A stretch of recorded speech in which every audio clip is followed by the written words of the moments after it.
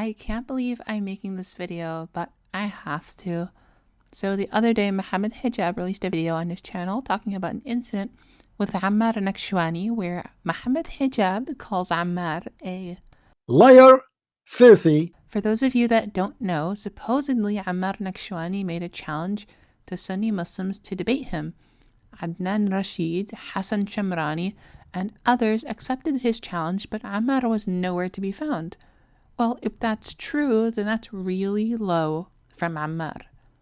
That incident happened years ago, so why bring it up now? Well, Ammar went on a podcast and said he never made a challenge. Let's take a look at what he said.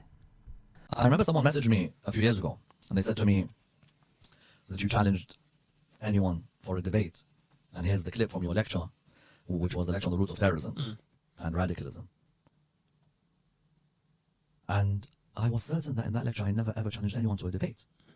They said, no, here's the clip. There's nothing in the lecture on, on radicalism or radical Islam which says that.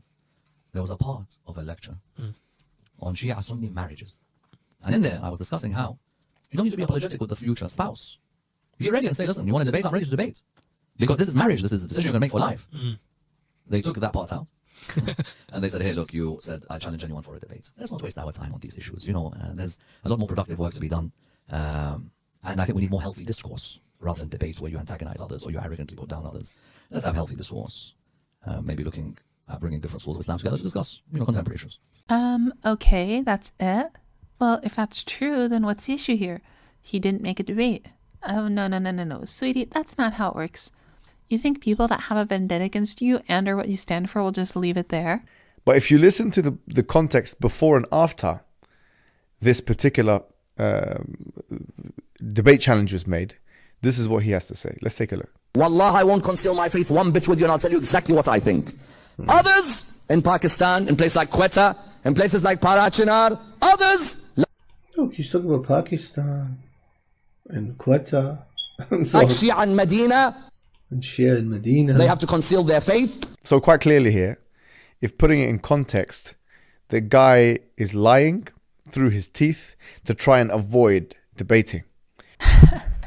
That's it? Because he named a few cities, that means he lied and it actually was a debate challenge?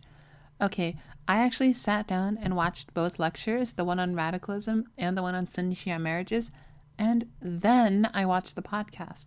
I'll link them all in the description down below, inshallah. About 3 hours worth of content just to make sure what he was saying added up. And, well, it did. So the first claim was that it wasn't in the radicalism lecture, which is true, it wasn't. The second claim was that the clip was talking about debating your spouse, which is also true. Here's some content before and after this portion, and I want you guys to tell me, was this statement towards the entirety of the Sunni world to debate him? Or was this talking about a Shia talking to a Sunni before getting married so that the Sunni doesn't get to use the excuse of Shias do taqiyya for any disagreement they may have in the future? Bismillah. And they're giving this answer where? They're giving this answer in Central Mosque in Leicester. Do I have a problem with it? I don't have a problem with it. I think the Mawlana has every right to have his own theology. I have a problem with one who's interested in someone following him. I don't have a problem with Mawlana. Mawlana can say what he wants. I respect the person who has a different opinion to me. We live in a society where everyone can have a plurality of opinions. If you believe in so and so and you want to go on their judgment with these beliefs, that's no problem. I'm wondering what makes you want to marry someone who follows that? What happened to you that you want to follow that? That's one side. So that's what he says. Now what's his issues? Remember, listen to this. The issues are the following. Number one, the Shia believe in a different Quran. Habibi, this Quran over here is published in Saudi Arabia. Go have a look at it for the love of God. Go have a look at it. If I have a different Quran, I myself am putting myself in trouble. Because then I don't know if there are laws that I'm making where there are verses that are missing. Yes. I might be giving you a fiqh law and there might be an ayah missing. And that ayah could have said that this is not halal. For example, go there, Quran, open it. It says Saudi Arabia for the love of God, which is a different Quran. Say the Shia believe no, there was another Quran. Which Shia believe in the Quran? But there's one or two people who say that there's another Quran. Let's say these are the Shia leaders now. You bring me a random? No, bring me Sadur, bring me others. Ayatollah al-Khoury, may Allah bless his soul. Bring me the main of the leadership. If now someone comes and tells me, if I want to put my finger on the red button, then I can look at Umar ibn al-Khattab saying, there was an ayah on stoning, because stoning, the adulterer is not in the Quran. There's no ayah which says you stone the adulterer. Stoning is in hadith. Umar ibn al-Khattab said there was an ayah on stoning in the Quran, but we don't have it anymore. Now who believes in a different Quran? You tell me. Okay? That's one opinion. Aisha said there were verses in the Quran, but the goat had them. Yes? They're gone missing. Others say Surah Al-Ahzab was very long. Listen, I want to put my finger on the red button. I'll go to Suyuti's Ifqan. I will show you this many hadith and Bukhari and Muslim about difference of verses, how many there are, how many there was. But I'm going to put my finger on the button. I'll leave this on side. Quran. You say to me, Jibreel made a mistake. I'm the one who reveres Jibreel, the one who used to come next to the family of Rasulullah, yes? A servant of Ahlul Bayt alayhi salam. And yet you come and tell me he made a mistake and should come to Ali. If there's one splinter sect in Syria or Turkey that believe that, that's not part of the beliefs of the prophets, that's not true. Number 3, you say you people are all liars. Say why? Because you do something called taqiyya.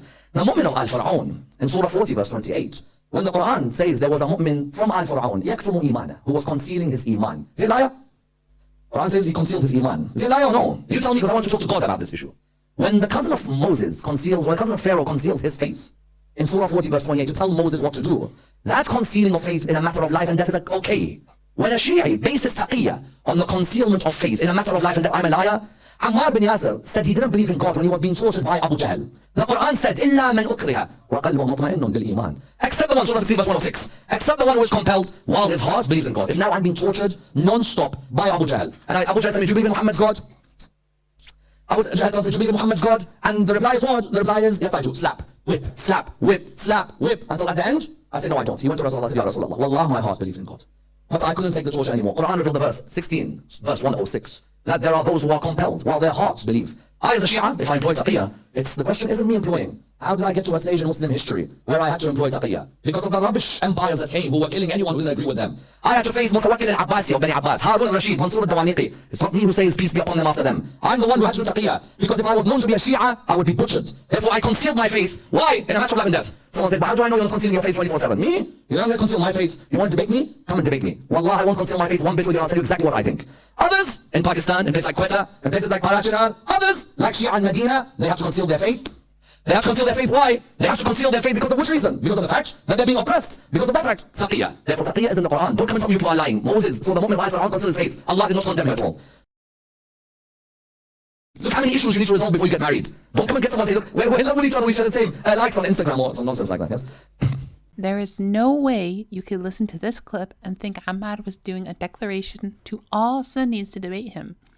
I'll be even charitable and say there were 2 ways to read what he said. The first is what I said earlier and what Ammar said himself on the podcast. He's speaking in the perspective of a spouse talking to a Sunni before marriage. The second is even more charitable to Adnan Rashid and Hassan Shemrani. Let's say he was actually calling for a debate. Even if he was calling for a debate, was he saying, all Sunnis, you want to debate me? Come, I will accept and I won't conceal my beliefs one bit. What will we debate about?